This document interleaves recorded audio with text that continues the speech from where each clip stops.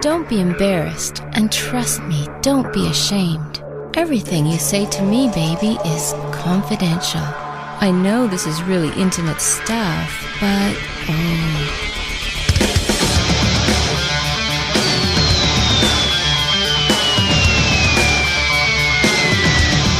let's talk about debt.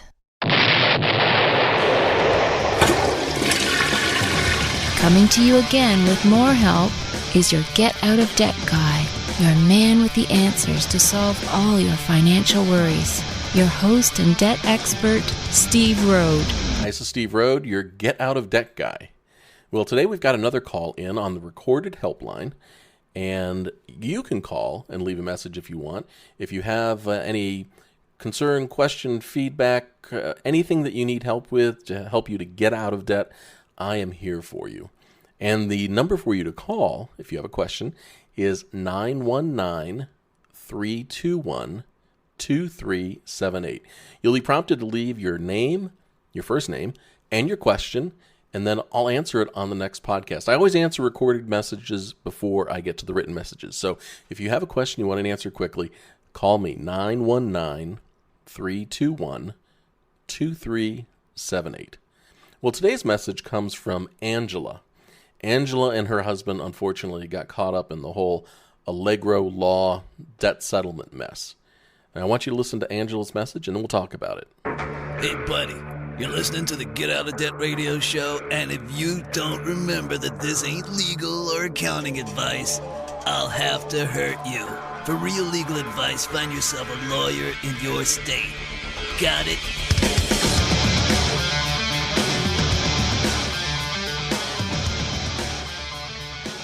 Hi, Steve.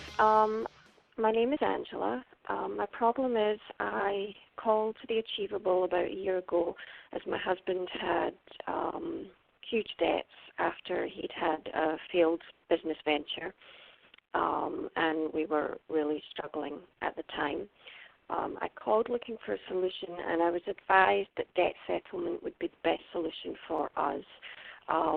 We were referred to Allegro law, who I know you know about. We don't need to explain that to you.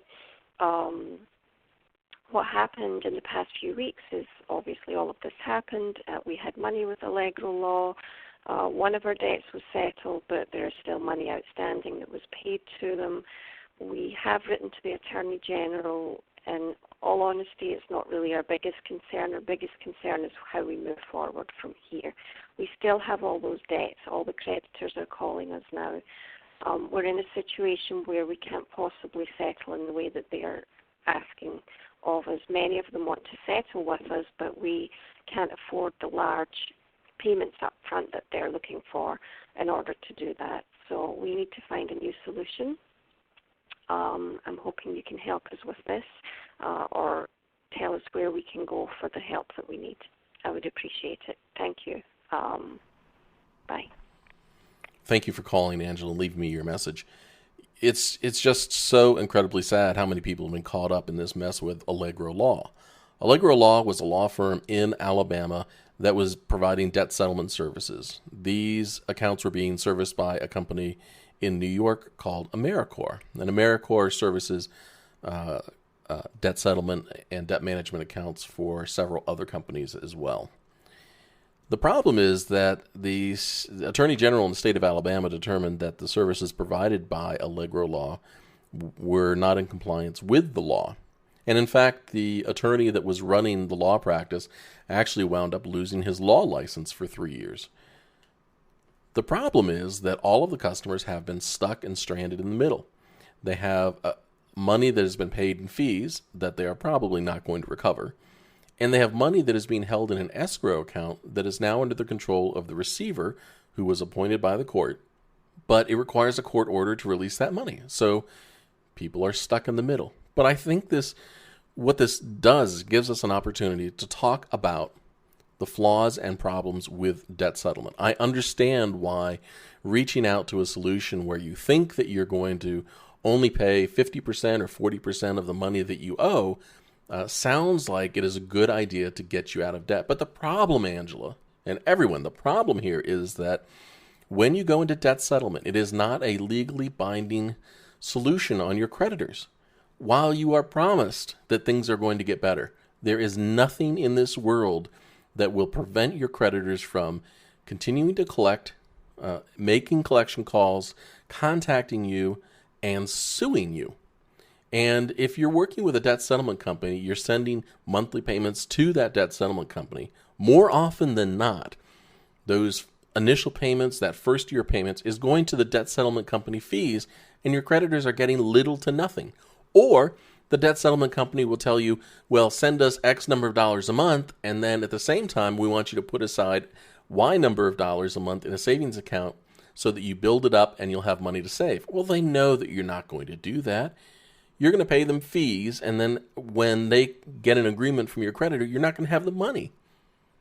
So the only legally binding solution that gives you any leverage, any control, that allows you to make the collection call stop almost immediately and protects you from lawsuit is bankruptcy.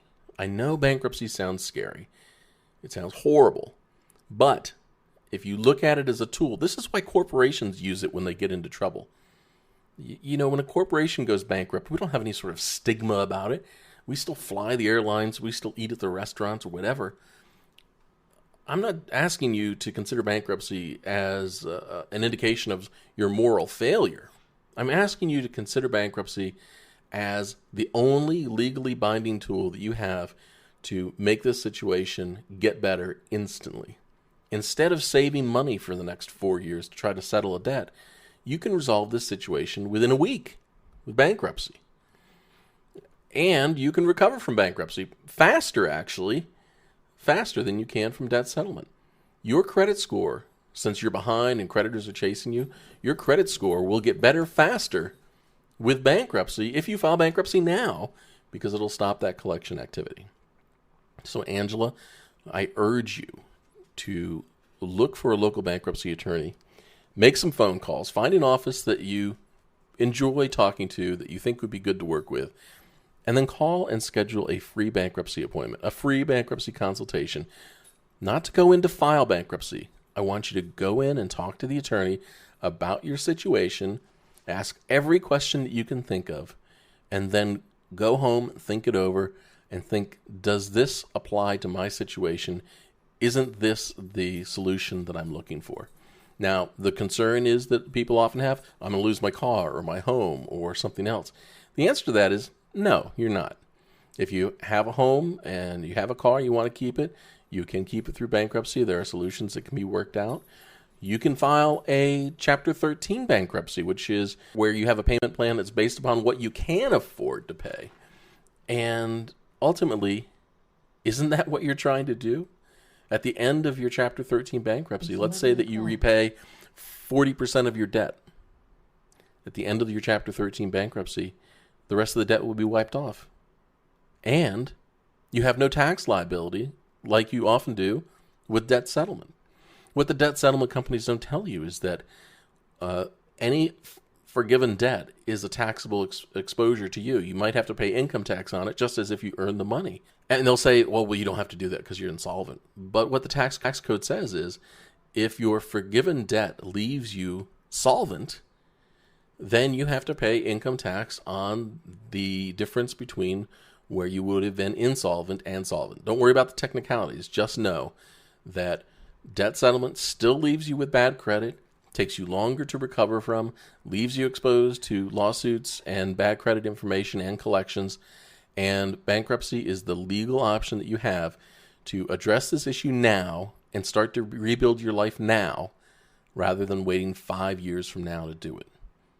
All right, Angela, thank you so much. I'm sending you a big audio hug for calling, and I wish you the best. Be sure to get back in touch with me or leave a comment under this question that will appear on the website, under this podcast, if you have any more questions or follow-up. Thank you. Thanks for listening to another Get Out of Debt show with your friend and mine, Steve Rode. If you or someone you know would like to submit a question for Steve to answer, just visit our website at getoutofdebt.org and fill out the question form. And while you're on the getoutofdebt.org site, be sure to subscribe to the show feed and, what's that, Steve? Remember Twitter. Oh yes, follow Steve on Twitter at GetOutOfDebtGuy.